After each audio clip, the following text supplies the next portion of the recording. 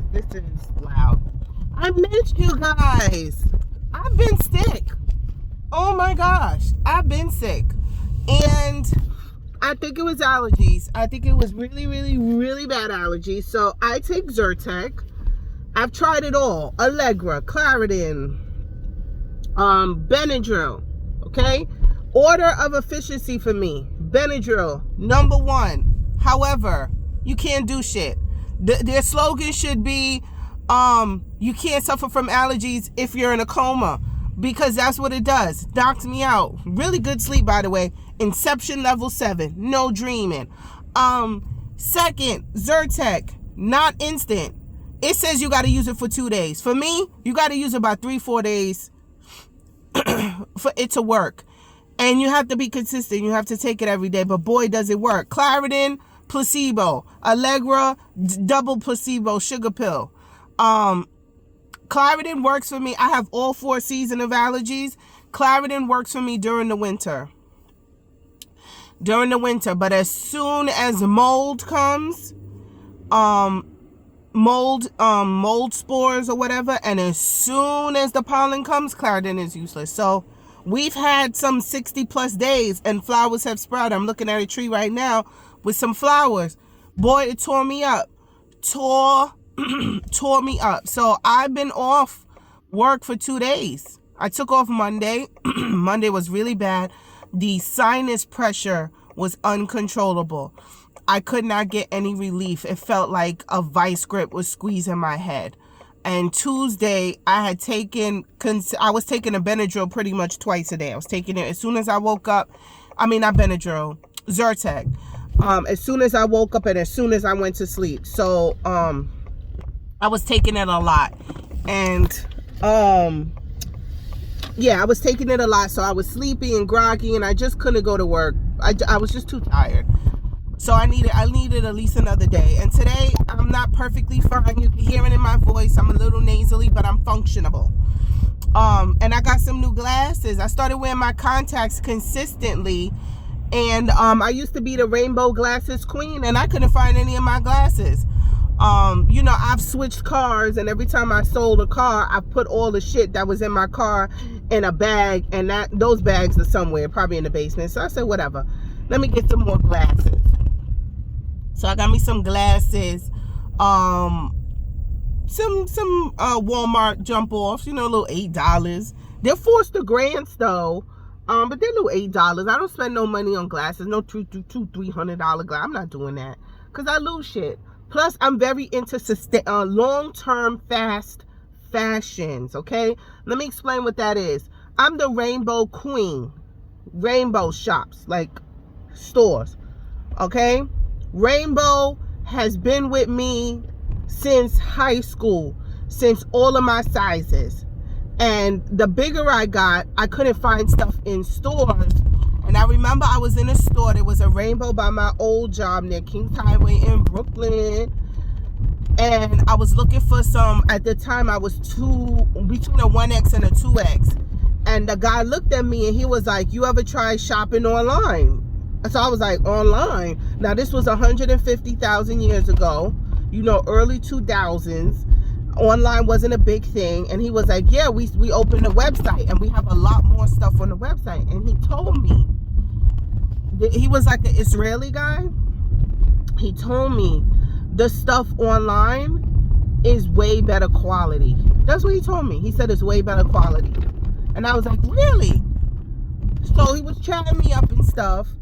And because I was looking for office clothes. This was my first office job. You know, I needed some office clothes. So I was looking for office clothes. And at the time, he was absolutely right. The stuff, I still have some of like my office wear pieces from Rainbow today. And like machine washed, dried. Like I still like, some of them was a miss. But a lot of them I still have. And the sales are way better. Way better. I'm wearing this dress. This is like a velour kind of dress. This dress gotta be, oh my God, how old am I? It gotta be 12, 13 years old. This dress. This from Rainbow. And so anyway, I like Rainbow online. online. They go up to like 3X. I could find my size 11 shoes, my size 11 sandals, or what have you. So I've been consistently shopping online for Rainbow every size I get. So I looked at my account history, and the last time I bought stuff was 2020, and I bought all 3X stuff. So now I'm going and I'm looking for XL. I probably need to go large because I probably was borderline 4X at one point, but they got a lot of stretch in their clothes. But anywho, that's what I'm doing. So I got these, I used to get glasses and everything from Rainbow. So that's my thing. Rainbow is considered fast fashion, kind of like Forever 21 and Zara and stuff like that. It's definitely characterized as fast fashion. But I buy like office clothes from them. So if I buy my casual stuff, like t-shirts and shit, they don't last a season. But I also spend like $3-4 on them. But if you buy like blazers and hoodies and slacks with a little bit of stretch in them, I find those to last. I do. And they're normally around like not on sale, like $16.99. But I buy the ones on sale. Get them for $9, $7. And the shoes also. The shoes are usually like $10 each and shit like that. Not the regular shoes because I got wide feet, but like sandals and thong slippers with some beading and shit like that. Those last the season. But you know, they're $10 and you know, you bang on them walking around and shit. So that's what I like. That's what I do. That's my little thing. And for my husband, I use Kohl's. Kohl's has never let us down. He's very office wear Kohl's. Speaking of Kohl's, I got some cash I gotta use. We need to get some more pillows. We go through pillows because we're mouth breathers. So the pillows don't last long. They got to go, especially my son. My son can mouth breathe and drool on a pillow. So I'm gonna get him a little $10 pillow with my Kohl's cash. And I always say, look what I got you. And they be so happy. Be like socks. I bought them socks. I got a present for you. I make them sit on the stairs and close their eyes. And I'm like, socks. And they get so excited. Oh, yay, new socks. Yeah, that's what you got to do. You got to hype them up for nothing. Hype them up for some socks. That's right. And he was like, ooh, loves it. Loves it. Got him 20 pairs of socks. Made him count them. A lot, mommy. You the best shopper. That's what they say. That's right. I'm the best shopper. Hell yeah. So, anyway, I wanted to quickly talk about some celebrity gossip. Y'all probably don't know who she is, but Eva Pickford, that was her name when she was introduced to us in America's Next Top Model was Pickford. And that name isn't sexy. So she changed her stage name to Eva Marcel. I think that's her maiden name or middle name, whoever, whatever. Pickford wasn't working. Very beautiful woman. She was involved with a crazy ass man who was very crazy and very violent. She had a child with him. And it played out in public. He was abusive and yada, yada, yada. She got away from him. And she married, he's a lawyer / politician, Michael Sterling. And she had a couple babies with him back to back. But anyway, she recently was known for being on the Real Housewives of Atlanta. Couple seasons. I think every season she was on there, she was pregnant. But anyway, it's news because she's getting a divorce. Irrecoverable differences. Like, basically, I can't say that word. Her marriage cannot be saved. That's pretty much what it means. It can't be saved. It can't be helped. Let's get a divorce. And word on the streets is he cheated on her. Now, you can look her up, Eva Marcel or Eva Pickford. It will come up. Very beautiful. And she's, you know how they say about Michael B. Jordan? Michael B. Jordan is the man you cheat on your husband with. Eva is the woman you cheat on your wife with. Like, she's that beautiful. Like, you don't cheat on Eva, you cheat with Eva. And I'm saying to myself,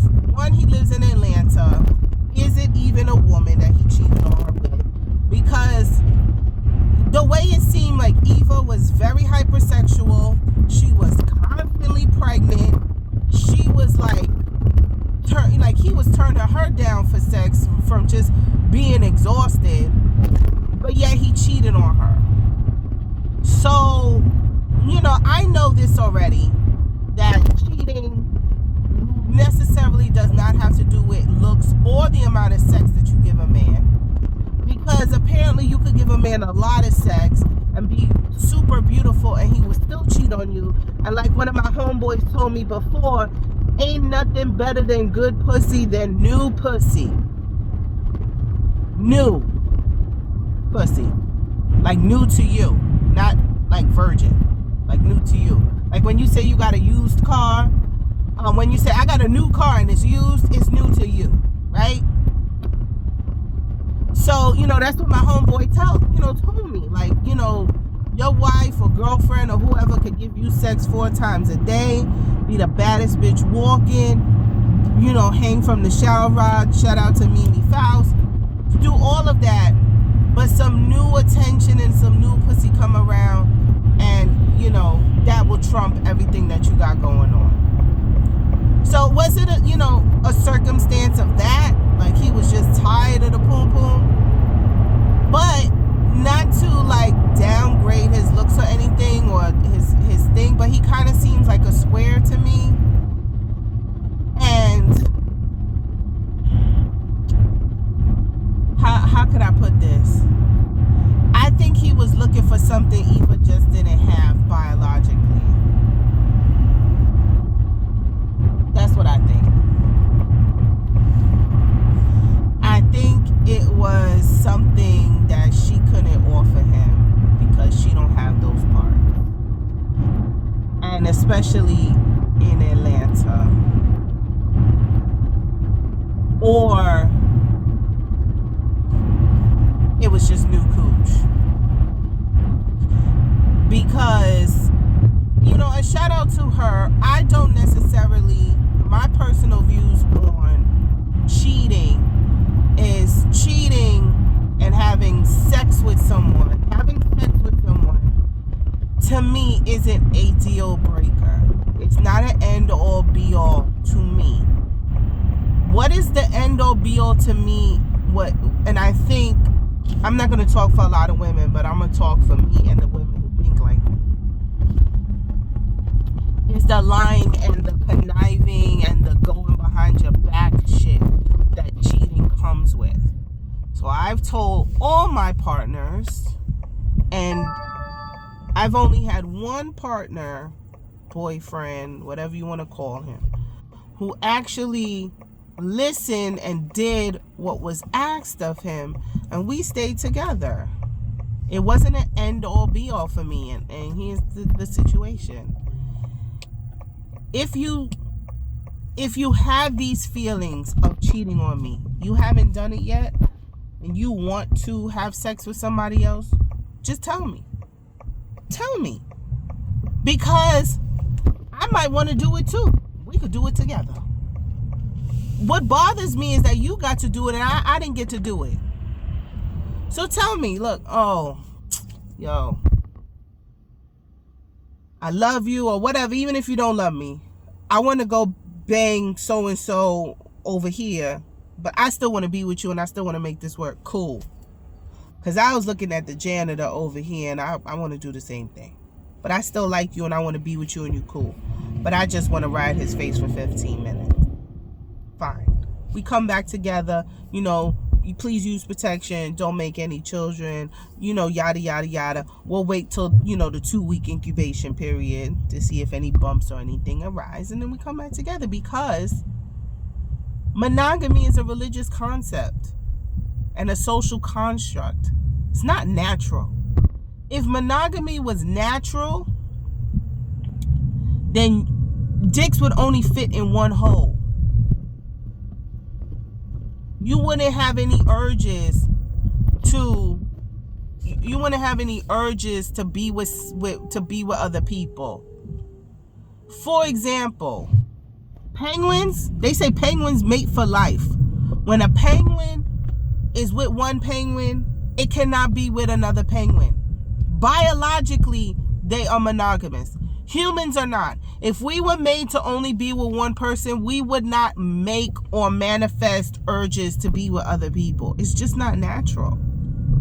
Just like it's not natural. Like, you know why doodle stinks? You know why poop stinks and why we're turned off from foul-smelling things? Is so we don't eat it and don't get sick. That's why spoiled food stinks. That's why humans don't like the smell of spoiled food, so we don't eat it and don't get sick. It is a biological safety measure so we don't eat our own shit or drink our own pee. So we're not supposed to. But it's not natural for us to only have sex with one person. It's just not it. It's just not it. That's why, I'm going to get biological. Only one sperm can enter the egg.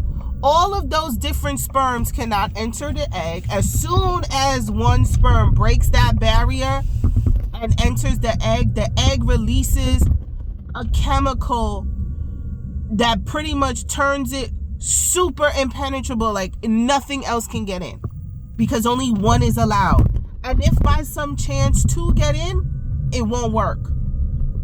It won't be a baby. It won't work. It has to only be one. There's no safety measures like that for humans. We could fuck whoever, whatever. We could make babies with different people. So it's not natural. Like, I'm off the chain with monogamy. So monogamy is not natural. That's why I always tell them, if you want to bang somebody else, let me know. Be honest. And if there's a situation where you're in that there is no time to tell me what happened, or what's going to happen, sorry. It's not premeditated. It was on the fly and you did it. You need to tell me ASAP. Like, right away. Like, the moment you see or talk to me again after it happened. That's how quick I want it done. I want to know. I'm going to be upset. I'm going to cry. I'm going to do whatever. But I'm probably not going to break up with you. Because I understand human urges and shit like that. Now, there are some circumstances with cheating where I will break up with you. That's emotional cheating. Because emotional cheating, to me, is relationship building.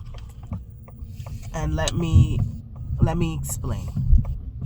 There's a level of emotions that are involved when starting a relationship and maintaining a relationship.